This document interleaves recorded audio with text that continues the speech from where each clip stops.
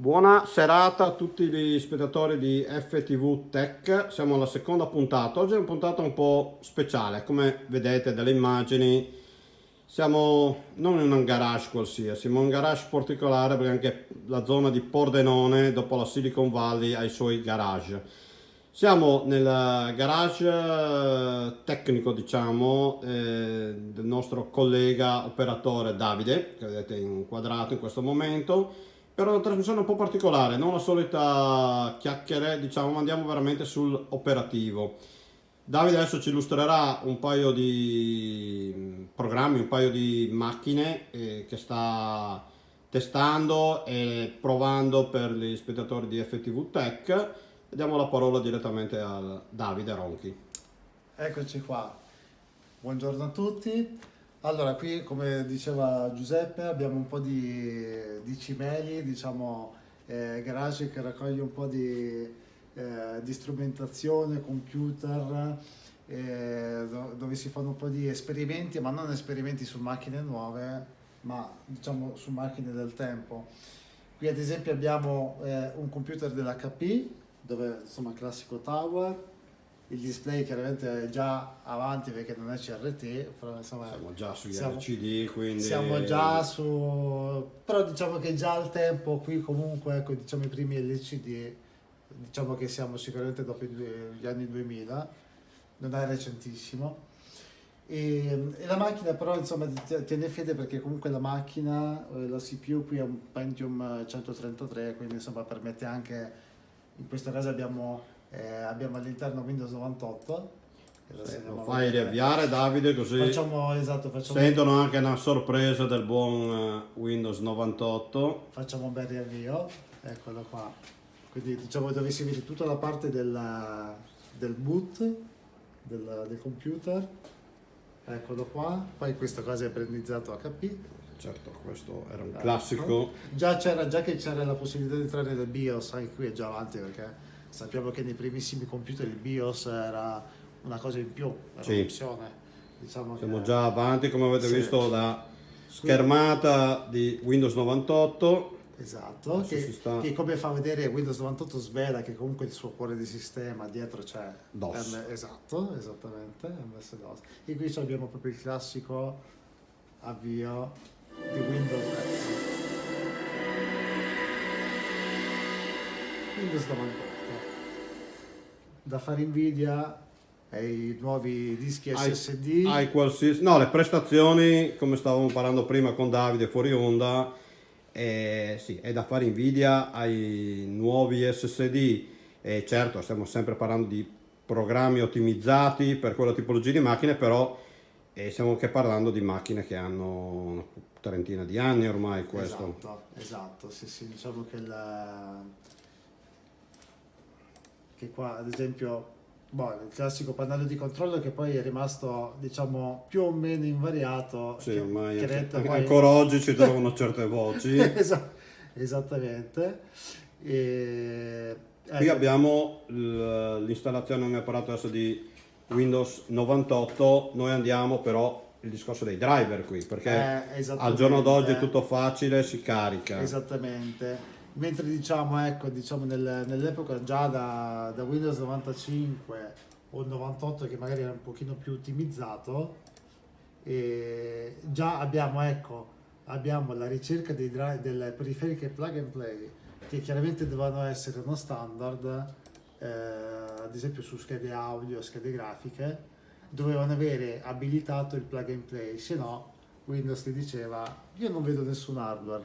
O mi dai il attaccato. floppy o Esatto. o procedi diversamente. Esattamente. Ovviamente questa macchina, ma poi vi faremo vedere un'altra sorpresa, non è collegata a internet, quindi Esatto. Sì, diciamo che al momento non è collegata a internet. esatto, al ma momento. potrebbe diventarlo con gli strumenti del tempo. Con gli strumenti del tempo andremo anche a collegare ovviamente alle velocità anche del tempo, Esattamente. perché sennò sarebbe troppo semplice. Esattamente. Adesso apriamo anche una piccola parentesi, non so se vuoi inquadrare qua, Sì.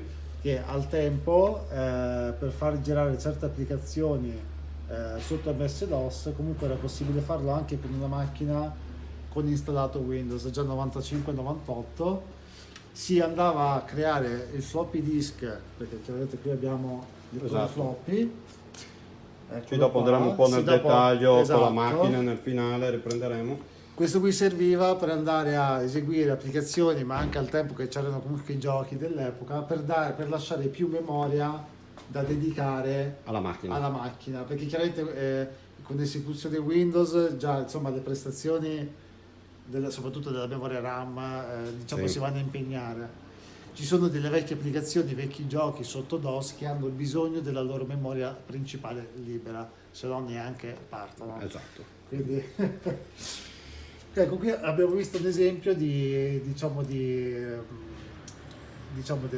ricerca di controller. Qui abbiamo addirittura tutto un elenco, se non si riusciva a trovare in automatico. Andava a il farsi la driver. ricerca Esatto. dei singoli driver. Se noi ad esempio, ecco, sapevamo già, adesso clicco su questo qui a caso, ma Sì. neanche non a caso, se andavamo a cliccare su modem, lui ci andava poi tanto c'è la possibilità di andare a rilevare o non rilevare, adesso diciamo di no perché non è Esatto. attaccato, ci andava a generare, questo è fantastico, mi emoziona anche a vederlo, ci andava a generare tutta una serie Dei modem standard Esatto. dell'epoca. Esatto, adesso poi mi viene anche la pelle d'oca perché leggo alcuni marchi qua, diciamo storici, addirittura anche modem dedicati solo per fax, oggetto ormai abbandonato. Abbandonato, rari casi anche tutt'oggi del fax. Possiamo vedere che al tempo, insomma, di marchi ce n'erano parecchi, ce n'erano tanti,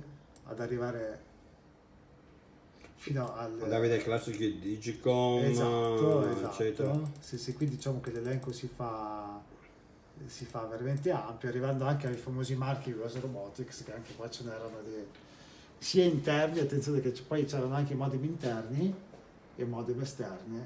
Qua addirittura leggo la parola, Sì, il c'erano- courier che mi manda il modem veramente a 14.4 come velocità. Questi qui veramente erano, mamma mia. Dicevi giusto, inizialmente avevamo i classici Digicom US Robotics esterni, ma iniziavano già le prime schede interne Esatto. alla macchina, quindi Infatti, già più performanti. infatti, come possiamo vedere qui, qua ci parla di un modem US Robotics 14.4, eccolo qua.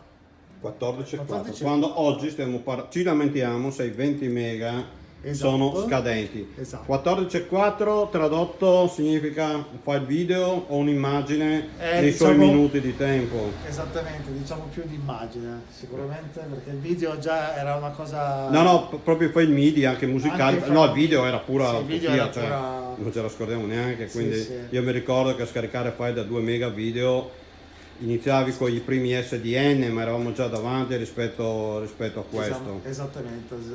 Infatti poi diciamo che nel nostro percorso vedevamo anche tutti i tipi di connessioni, poi abbiamo parlato anche di SDN, oggetti che permettevano la connessione SDN, perché al tempo non bastava solo il modem, ma ci voleva una borchetta, ma adesso non voglio fare spoiler.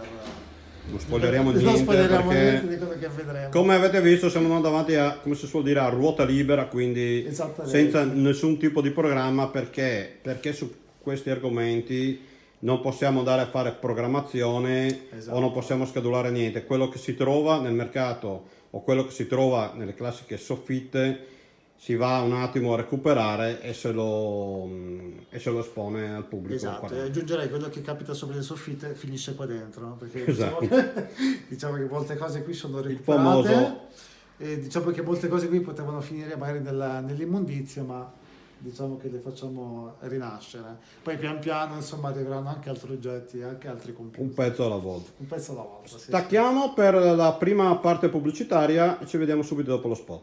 Dal cervellone elettronico ai giorni nostri, passando dalle carte traforate ai floppy disk, dal sistema MS-DOS alla nuova frontiera digitale. Ogni settimana FTV Tech ti porterà alla scoperta del mondo dell'informatica con un linguaggio potabile, insomma per gli esperti e anche per i neofiti ma appassionati di insalate di gigabyte abbinate a vini web e altro ancora. FTV Tech in onda ogni sabato su Friuli 2 TV, digitando www.friuliplaytv.net. Torniamo un attimo in diretta dopo lo spot con un pezzo un po' particolare che chi ne mastica forse sa cos'è. Abbiamo smontato ed aperto la macchina per andare un attimo dei dettagli e adesso Davide vi illustra di cosa stiamo parlando. Allora, eccola qua, qui abbiamo una vecchia scheda Intel, in questo caso qui sotto che vediamo il dissipatore, abbiamo montato un Pentium, uno dei primi Pentium 75, quindi Storico. Veramente storico, esatto, e montato su scheda socket, poi magari lo andiamo a vedere nel dettaglio. Per fare un paragone, Davide, con i giorni nostri noi parliamo di Pentium 75. Un Pentium 75, che differenza c'è da un classico processore più piccolo che c'è odierno? Allora, diciamo che i giorni nostri, diciamo per paragonarlo, possiamo dire, non so, un processore Intel i3, diciamo quelli che troviamo nelle fasce di prezzo molto basse, non so, di computer HP, Acer, diciamo il classico computer da ufficio, ecco, che non ha bisogno di prestazioni elevate, perché poi sappiamo che chi va, ad esempio, su grafica o quant'altro, il processore i5 o i7 addirittura un quad core, quindi L'I3 è il classico processore i3 da impiegata che fa bolle e fatture, sì, esatto, o delle operazioni. Quindi paragoniamo un 75, parliamo di Pentium 75, ma esatto. Pochi penso che si ricordano o conoscano. Continua pure con la spiegazione. Ok, e quindi ecco, diciamo poi possiamo notare soprattutto gli slot di espansione, visto che ne parlavamo nelle precedenti puntate, qui lo possiamo vedere e toccare con mano. Questi qui sono gli slot ISA che lavorano a 16 bit, quindi andavano bene al tempo per sia schede grafiche di espansione, ma soprattutto per aggiungere, non so, porte parallele, porte seriali, schede audio. Le schede audio Sound Blaster da 16, le 32 andavano a occupare tutta questa parte qua. Già su questa scheda, già un po' più avanti, perché poi troviamo anche il nuovo slot PCI, esatto. dove già si poteva andare a mettere qualche scheda avanzata. Mi viene in mente la Sound Blaster 64 che già aveva l'attacco PCI al suo interno. Tra l'altro questo qui slot è riconosciuto, diciamo, amorevolmente da Windows 95 e 98, mentre sullo slot ISA era comunque da configurare manualmente. Esattamente, soprattutto sotto anche MS-DOS, dove davano già comunque il floppy per la configurazione. Assolutamente. Poi ecco, possiamo vedere, in questo caso abbiamo diciamo la DIMM, quindi la memoria RAM, esattamente. In questo caso parliamo di quanta RAM? Allora, in questo caso questa qui dovrebbe essere una 256. Che già ai tempi era che già ai tempi qualcosa. Comunque era già qualcosa. Che l'altra volta abbiamo parlato avanzato. all'inizio, cioè inizi, siamo partiti dai 4. Io ho visto anche un 2 mega di RAM.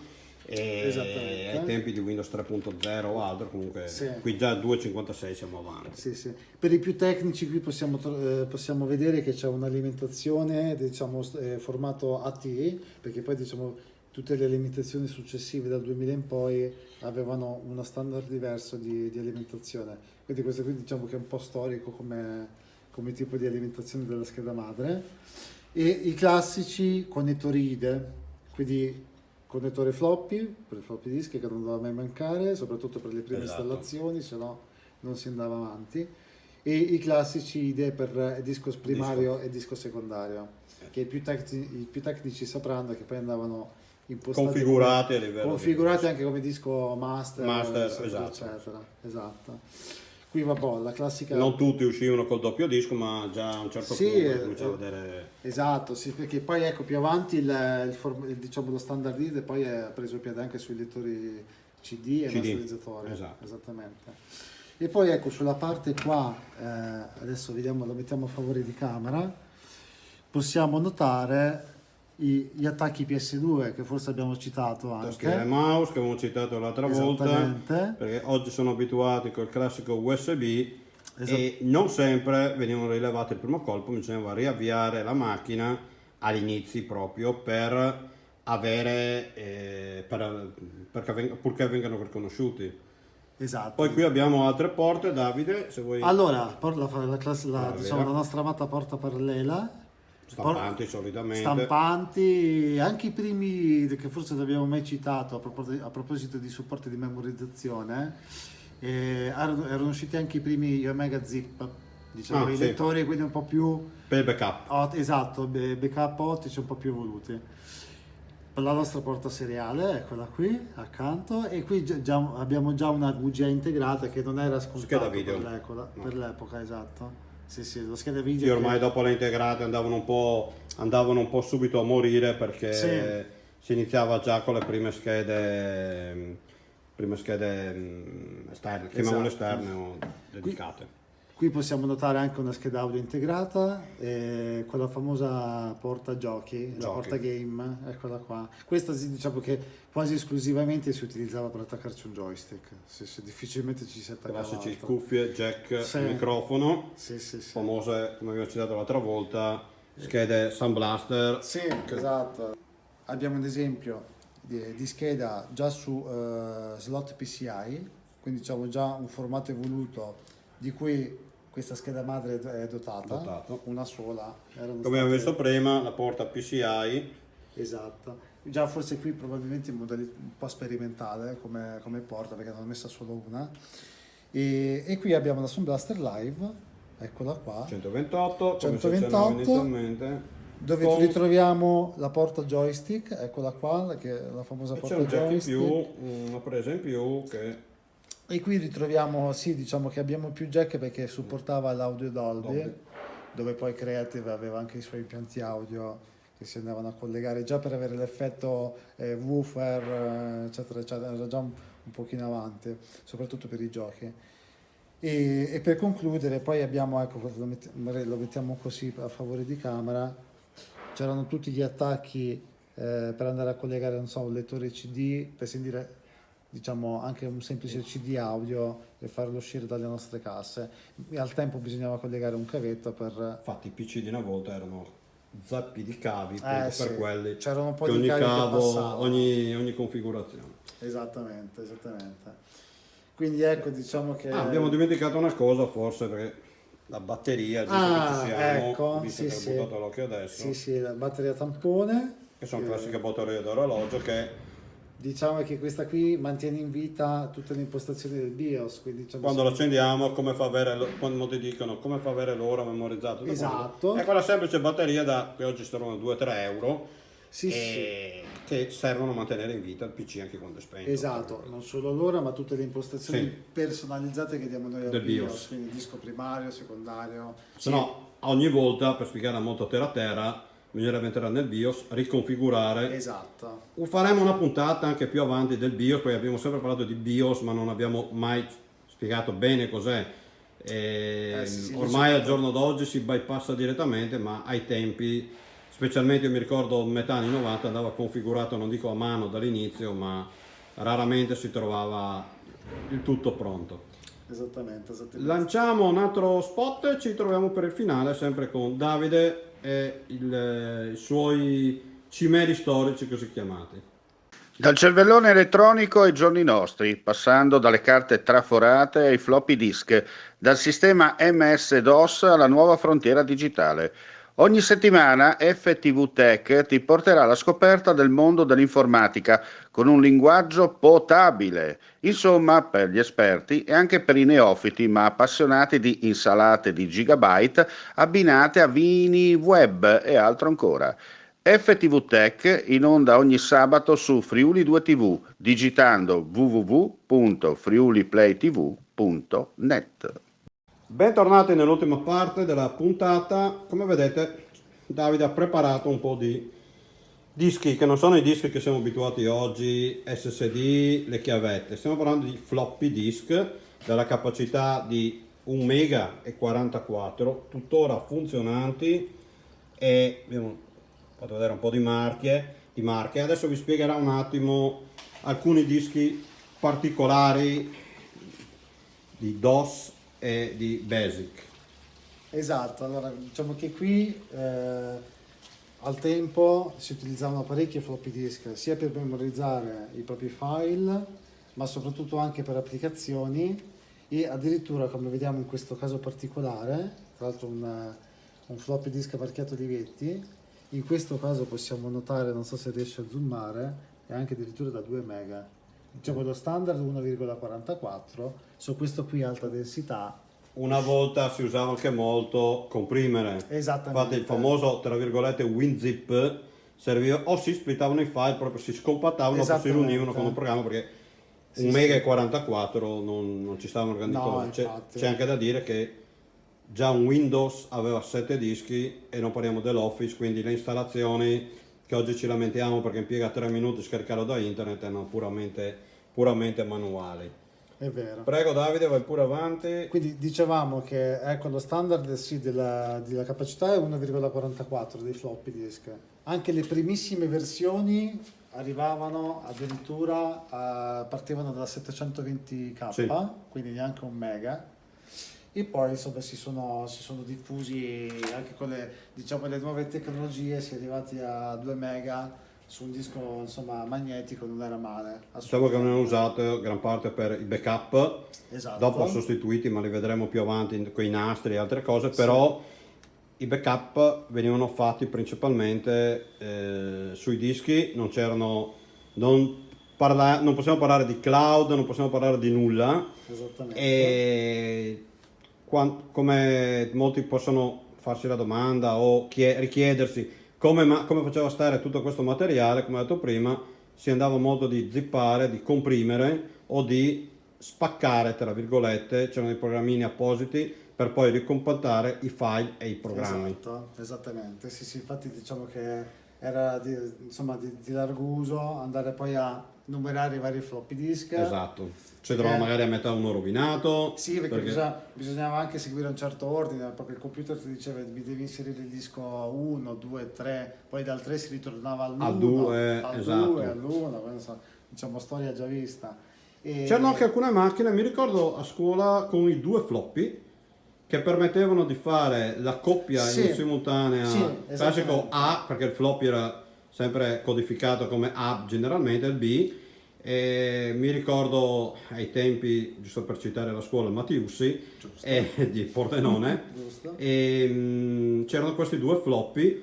Ho avuto modo di provare, che qui purtroppo non le abbiamo, ma c'è anche un antenato il floppy, Esattamente. qualcosa di un po' più grande, giusto Esattamente. Davide? Sì, diciamo floppy disk da flessibile, Esatto. chiamato flessibile da 5,25 pollici, perché ricordiamo che questo qui è il formato da 3,5. Esatto. Poi abbiamo quello più grande da 5,25. Lì in genere diciamo che come memoria arrivavano dai 160k ai 360, quindi sì. insomma per avere un ordine Stiamo di idea. parlando però ante 90, quindi Esattamente. sì, non- Diciamo che su quei floppy, con quel tipo di floppy disk, insomma, nasceva anche le prime versioni di MS-DOS giravano su quel supporto. Perfetto. Allora, adesso la trasmissione non finisce qui, perché c'è un piccolo un regalo che abbiamo fatto ai visitatori, un video, un unboxing un po' particolare che non spoileremo niente, così dovete vedervi il video, sempre fatto da Davide, e ci aggiorniamo la prossima settimana. Se avete commenti, domande o qualcuno vuole intervenire in diretta, avete i riferimenti info@friulitv.net, parlate direttamente con la redazione che dopo vi metterà in contatto con la trasmissione. Nelle prossime puntate saremo ancora in esterni e avremo un ospite particolare a fine novembre direttamente dalla sede, dove parleremo di sicurezza anche, quindi facciamo un po', andiamo un attimo fuori strada un attimo di argomenti, parleremo di sicurezza e di frodi nel mondo di internet attuale, però perché ai tempi sì, non si parlava per fortuna ancora di queste magagne.